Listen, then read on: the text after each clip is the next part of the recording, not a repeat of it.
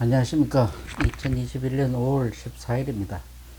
한 달 전쯤에 영국의 에딘버러 공, 듀크 에딘버러 공께서 사망하셔서 그분과의 개인적인 만남에 대한 얘기를 하고 또 그 이후에 서울시청 설계에 대한 얘기를 제가 하다 보니까 본래 제가 예정했던 제가 12번째 유튜브에서 그 서울 올림픽 건축 이후에 중국 진출에 대한 얘기를 한다고 하면서 바로 이 사진을 제가 이미 소개한 바 있었습니다.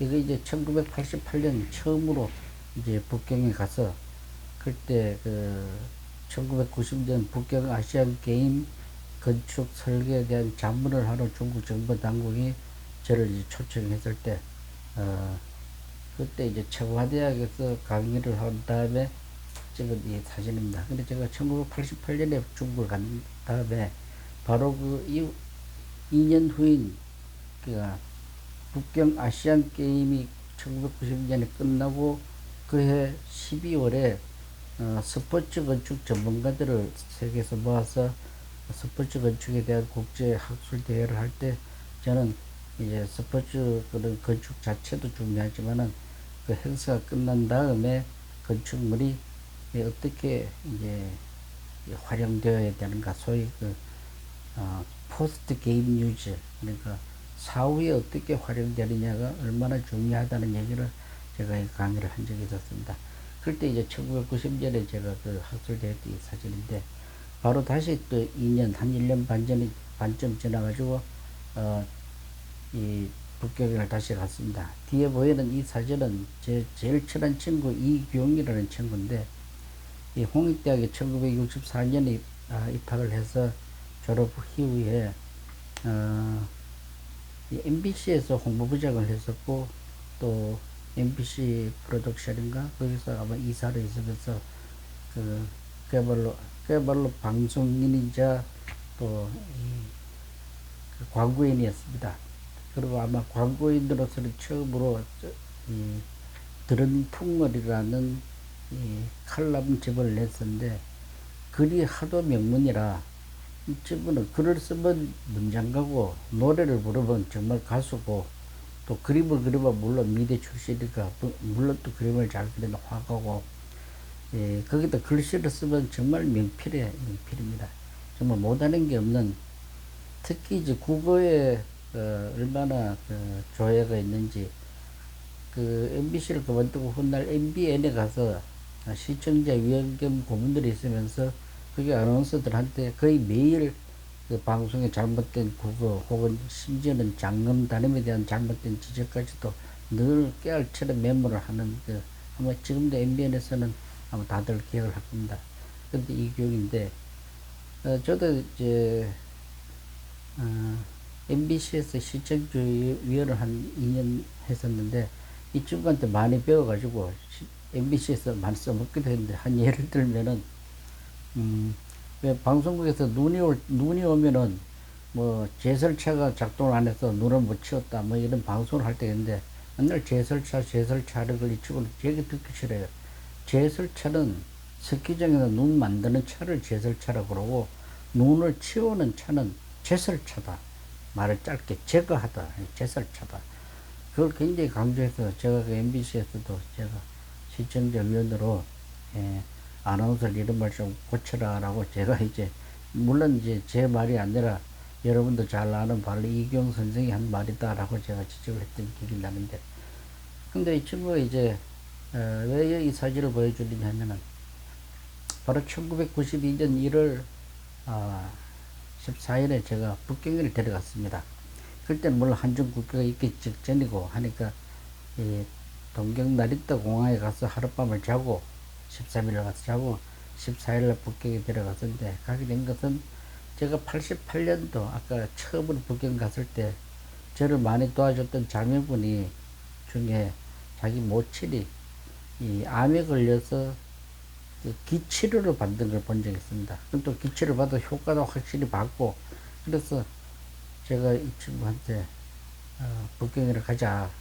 한국에서 수술도 받았지만은 그래도 완전히 이제 딱 끝내려면은 뭐 밑집어야 본전이니까 그냥 가자. 그랬더니 그 가족들이 처음에는 좀 국교도 없는 나라에 정말 이 목숨이 위태로운 친구를 그 북경으로 더더구나 뭐 이러면 큰 병원에 가는 것도 아니고 기치료를 받으러 한대 데려간다고 하니까 가족들이 이 만약에 반대할 수도 있잖아요. 근데 이 동생이 누구냐면 뭐 알만한 분은 다 아는 이인용이라고 MBC 9시 뉴스 앵커를 했죠. 뭐 모르는 사람이 없을 만큼 유명하죠. 지금은 아마 삼성의 해외 홍보 얼굴이라고 할 수 있는 삼성전자의 사장입니다. 이인용 사장. 이 동생이 저 어릴 때부터 잘 아는 동생이니까 마치 저에 대한 신뢰가 있어서 가족들을 설득을 했어요. 아, 형님, 저는 춘수 형한테 가는데 따라 보냅시다. 이 가족들이 다들 또 저를 믿고 북경으로 따라 보냈습니다. 제가 이제 북경에 가니까 뭐 아는 사람들도 있지만 그 만날 이럴 수가 없는 게 매일 아침도 병단을 해야 되니까 그러다 보니까 이제 그 4년 전에 만났던 자매분들이 정해준 아파트 거기서 뭐 병원 관계 치료해주는 사람들도 다 수배를 하고 동시에 그 기치료 하나에 리어 선생입니다. 입구자 2개 쓰는 리어 선생이 와서 매일 이제 그 1시간 이상 이제 기치료를 하는 거예요. 기치료 하면은 실제로 굉장히 컨디션이 좋아지고 있었습니다. 그러다가 저는 그, 꼼짝도 못하고 친구들도 아는 사람들도 별로 만날 수도 없고 그러던 차에 그 아까 그 사진 보여드린 중에 여기 보이는 이분이 이 박은재라고 하는 조선족 동반대 기업을 아주 잘 말하자면 비즈니스를 잘 하는 분입니다. 이분한테 전화를 했더니만은 내가 여기 북경에 와 있다고 그 아파트에 놀러 오라고 그랬더니 그분 하는 말씀이 마침 전화 잘 왔다고 자기 지금 북경 호텔에 가는 길인데 북경 호텔에 해남에서 온 어떤 큰 기업체에 뭐 전무좀 되겠죠. 그런 사람이 와 계시는데 그분 한번 나가서 만날 겸에 만나보는 게 좋겠다. 내가 그거 왜 만났냐 했더니 그래도 그 사람들이 중국에서 제일 큰 건물을 지으려고 하는데 건축가가 와서 그런 프로젝트 그런 사람들한테 뭔가 어드바이스를 해주면 그 사람들도 좋아할 거 아니냐. 그래서 저는 뭐 큰 기대 없이 그러나 이제 또 바람 쏘일 겸 해서 북경 호텔을 제가 택시를 빌려서 갔습니다. 그랬더니 참 그래 바로 옆에 있는 이분은 청와대학의 교수금 펑백은 지난번에 잠깐 소개한 적이 있습니다. 약 한 달쯤 전에 펑백은 교수. 언젠가 이분에 대해서 다시 한번 얘기를 할 겁니다. 근데 이제 그 북경 호텔에 가서 여기 있는 이분을 만났습니다. 이분을 만났는데 이분은 나중에 이제 한 1, 2년 후에 그 프로젝트를 하면서 제가 브리핑하는 장면을 사진을 있죠. 나라 조자를 쓰는 조 선생인데 이분은 북경 호텔에서 만났어요. 첫 만남에 굉장히 쌀쌀하게 내가 남조선 젊은 건축가를 만나서 뭐 하느냐. 만날 생각이 없다. 그러니까 이제 그래도 박은자 선생이 그래도 여기까지 왔는데 뭐 좀 자세한 당신들한테 손해볼 거 없지 않느냐. 그러니 이분이 굉장히 완강하게 자기 문 앞에서 그냥 안 만나는 게 좋겠다고. 자기가 또 책임자 결정권자도 없기 때문에 그냥 미안하지만 돌아가시라고. 그래서 저는 이제 별로 뭐 섭섭할 것 없이 나왔어요. 나와가지고 바로 친구 있는 호텔로 그 아파트로 돌아가야 되는데 나온 김에 북경 호텔 커피숍에서 앉아서 그냥 쉬었어요.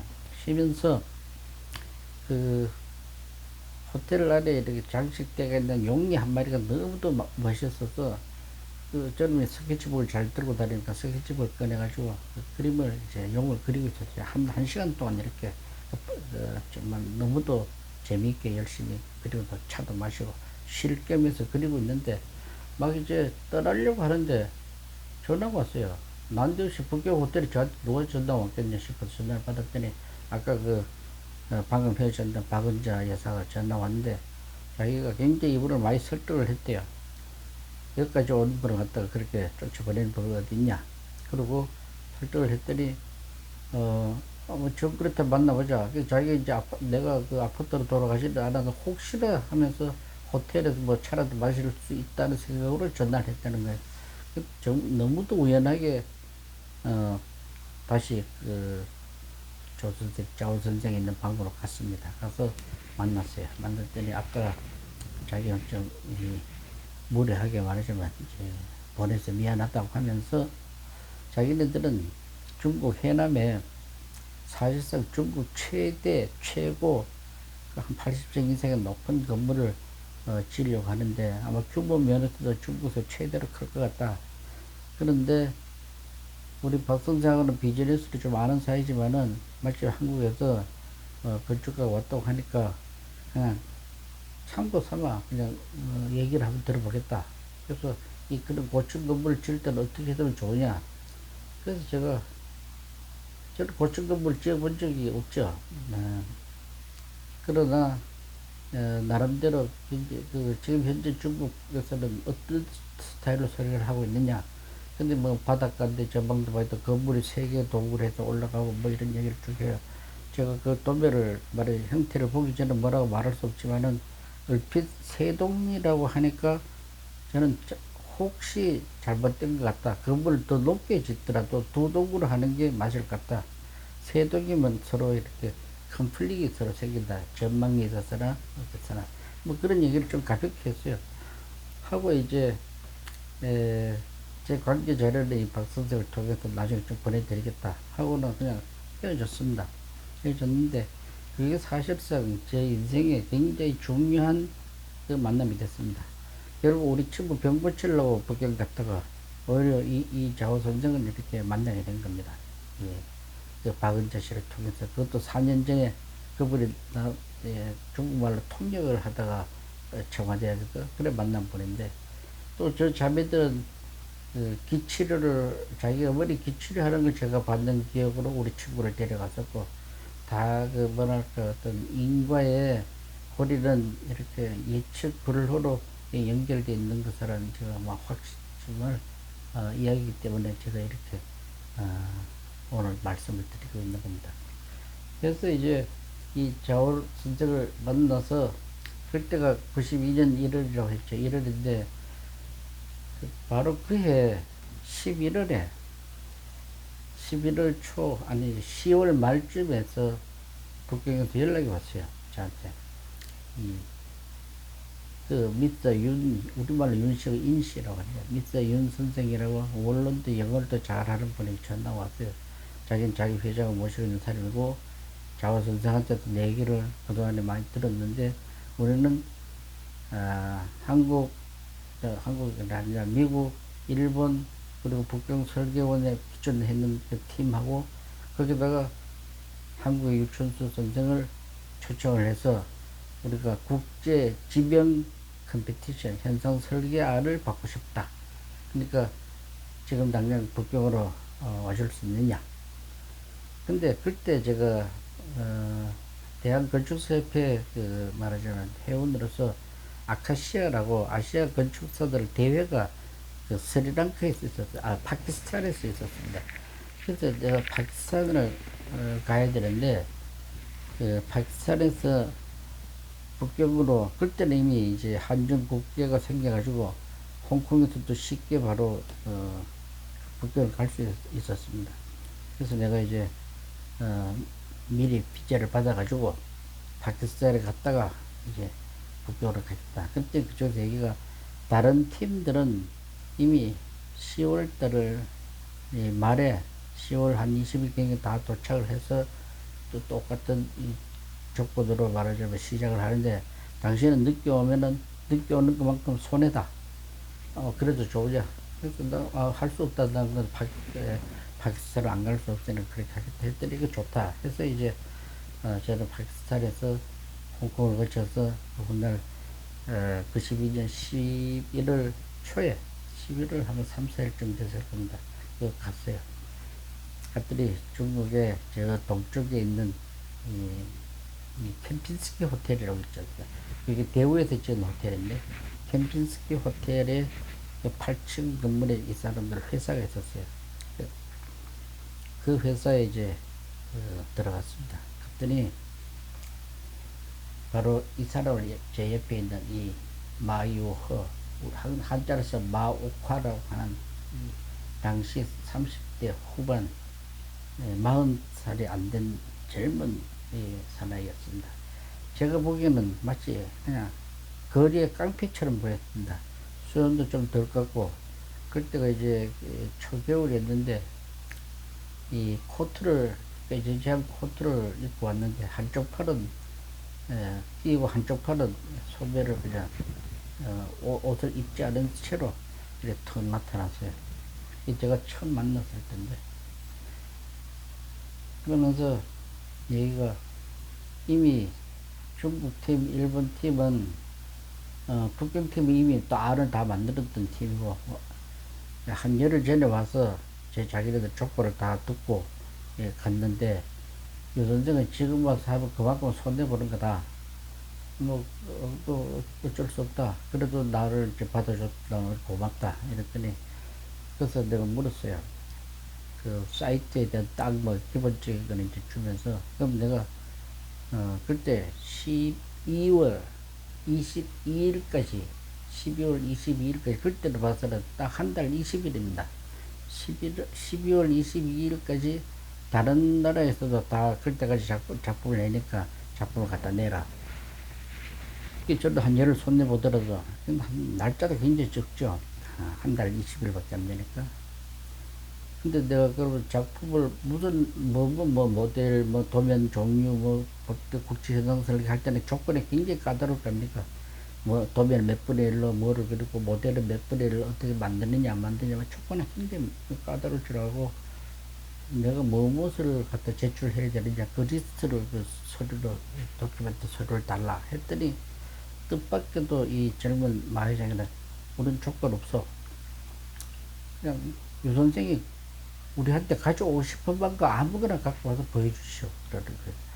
그래서 제가 좀 어처구니가 없어가지고 제가 이 백지 한 장을 이렇게 백지 한 장을 턱 들었어요. 들어서 보이면서 A4 용지 종이 하나를 들어서 보이면서 줬어. 그러면 내가 이 12월 20일 날 요 백지 한 장에다가 컨셉 개념 도면을 그냥 스케치 해가지고 내 설명을 해서 갖다 제출하면은, 그때 이제 제출하면 2만 불을 준다고 그랬어요.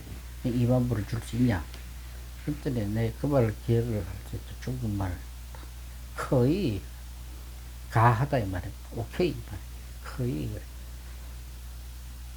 말하자면은 종이 한 장에다가 그려오든 모델을 만들어 오든 뭐 무슨 짓을 하든 하여튼 참여한 사람한테는 종이 한 장에 그려와도 일단 2만 불을 준다. 뭐 소리도 없어요. 그냥 그게 그 말이 즉 법이야. 이 깡패처럼 생긴 이 젊은 친구가. 예.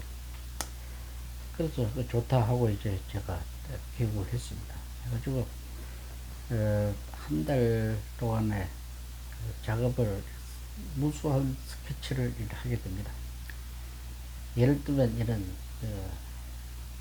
해남의 최고 건축, 거기다 제가 이런 막 공과 색이다 뭐 이런 글씨도 쓰고, 그러니까 눈에 뭐 보이는 것은 머티리얼 어떤 물질적인 것은 색이라면 그 사이에 구멍이 뚫려있는 공간은 공이다.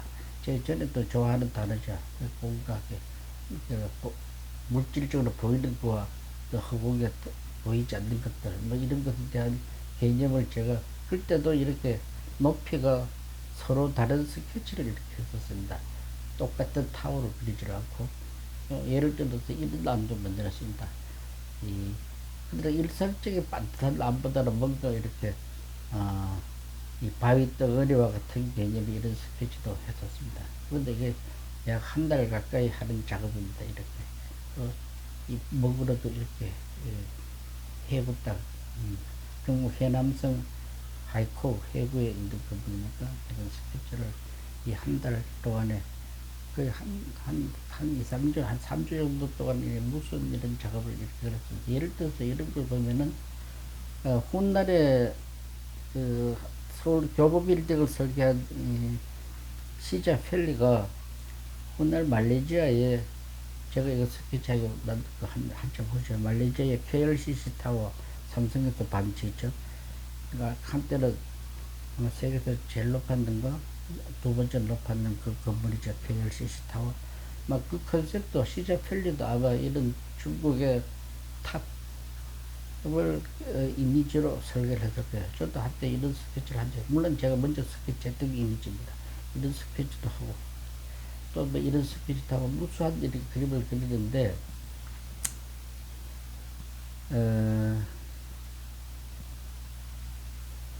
이건 제가 이제 최종으로 제출을 할 때, 그때 그렸던 이 그림입니다.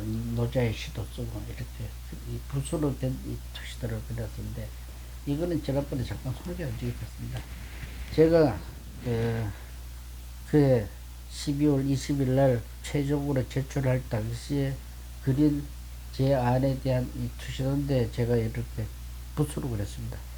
그리고 훗날 제가 물론 당선을 했습니다. 당선하니까 이 그림은 그 회장 방에다가 놓였었는데, 저는 아마 이 컴퓨터로 물론 당연히 그랬죠. 컴퓨터로 도면을 그리고 모델도 미국 팀보다도 규모도 더 크게 만들고 모든 도면은 컴퓨터로 다 그랬지만은 이 투시도도 다 이제 컴퓨터 그래픽으로 잘 그렸습니다만은 여기다가 이렇게 노자의 시를 하나 이렇게 썼습니다.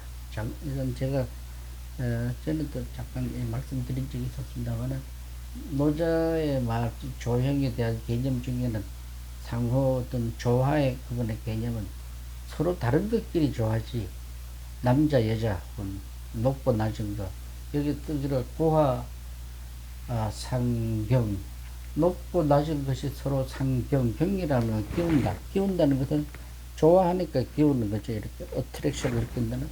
그리고 장단 상교, 길고 짧은 것이 또한 서로 말하자면 이제 비교되고 좋다. 뭐 이런 어떤 조화의 개념이 서양에서는 이게 컨트라스트죠. 서로 다른 것끼리 서로 다른 것끼리가 조화된다. 장단 혹은 높고 낮은 것, 길고 짧은 것, 남자와 여자 뭐 이런 노자의 개념을 제가 여기다가 이렇게 이 붓으로 투시를 그렸는데, 이 그림이 그 훗날 그 주일에 젊은 마회장과 심사위원들이 너무도 인상적이었대요. 투시도를 중국 사람들이 붓을 그렇게 좋아하지만 건물 투시도를 이렇게 붓으로 그리고 한 사람은 처음 봤다 이런 얘기를 합니다. 그리고 제가 밑에도 뭐 제 나름대로 글씨로 제 이렇게 그때 그 프로젝트 이름이 태화원이었습니다.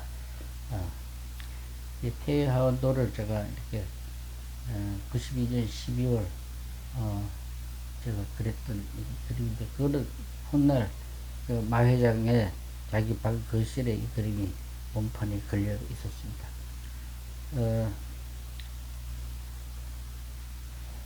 근데 이제 그 최종 제출하기 전에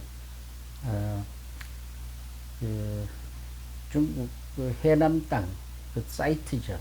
중국 해남 해구시를 제가 그러니까 11월 말쯤에서 제가 방문을 해드렸습니다. 방문을 해가지고 그 호텔 방에서 무수히 그리다가 호텔 방에서 고민을 하다가 이 갖고 갔던 소설책이 있었습니다. 이 소설책이 소개했습니다. 매월당 김시섭 선생이 쓴, 그때 이제 이문구라는 관춘 스피를 쓴 작가 이문구 선생이 쓴 그 매월당 김시섭이라는 소설책이 있습니다. 그 소설책에 그 중간 부분에 보면은 이런 말이 있습니다. 동동이 같고 다르고 같고 다르고 다르도다. 다시 또 말을 뒤집어 가지고 동동 다르고 같고 또 동동 다르고 같고 같도다.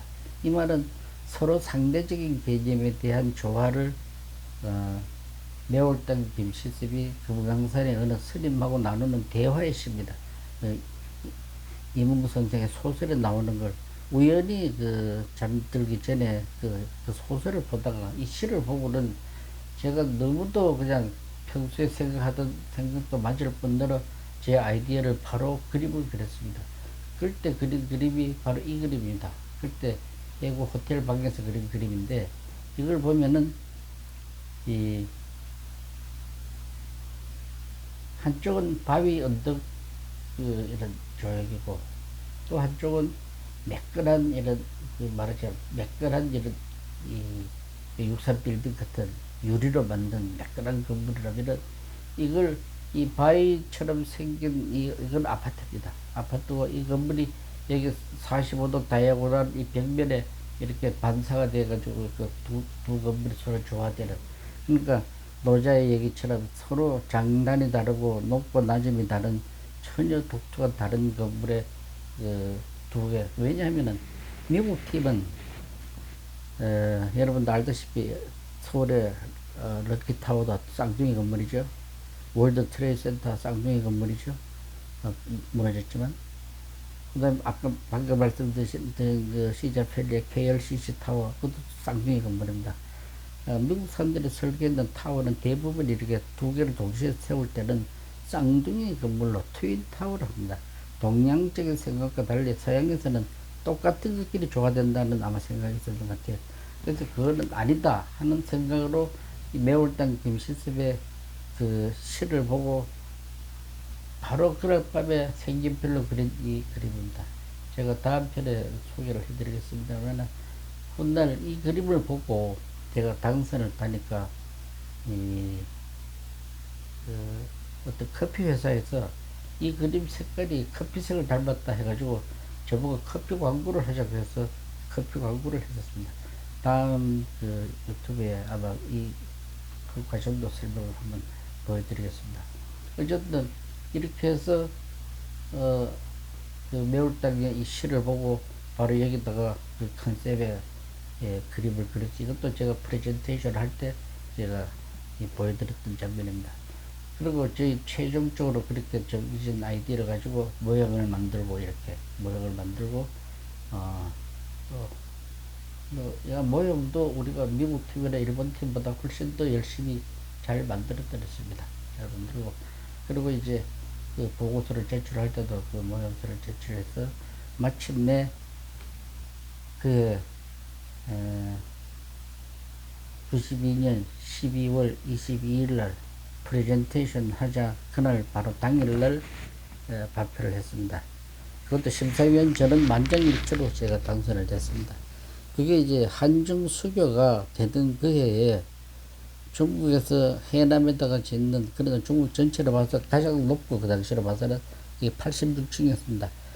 옆에는 68층으로 해가지고 훗날 이름이 바뀌었는데 868 타워. 중국 사람들 팔자 좋아하죠. 빠류빠. 이 868 타워라는 이 프로젝트를 국제지명현상 설계에서 한중 국교가 되는 그 해에 말하자면 젊은 한국 건축가가 이걸 공식적으로 당선이 돼가지고 국내에서는 물론이고 중국에서도 굉장히 그 쇼킹한 말하자면 사건이었습니다. 그해 12월 31일에 조선일보에서도 아마 그 특집으로 대소특필이 된 적이 있습니다. 12월 31일. 제가 그 자료를 못 찾아서 오늘 못 보여드립니다만, 혹시 여러분들 뭐 필요하시면은 1992년 12월 31일 틀림없이 조선일보에 잘 소개되어 있었습니다. 그러다 제가 이제 다음 다음 유튜브에 계속해서 이 프로젝트에 대한 얘기를 하는데, 사실상 그 당선이 되고 어마어마한 기쁨 속에 저는 물론 조선일보다 이런데 신문 방송에다 자료를 중국에서 직접 보내기도 하고, 뭐 그 기쁨은 이루 말할 수가 없었죠. 너무 큰 프로젝트를 한중 수교하던 그해 제가 당선이 되었으니까 두려우면서도 너무 행복한 순간이 왔었습니다. 그러나 바로 다음날 이것이 다 무산되는 듯한 어마어마한 위기가 오게 됩니다.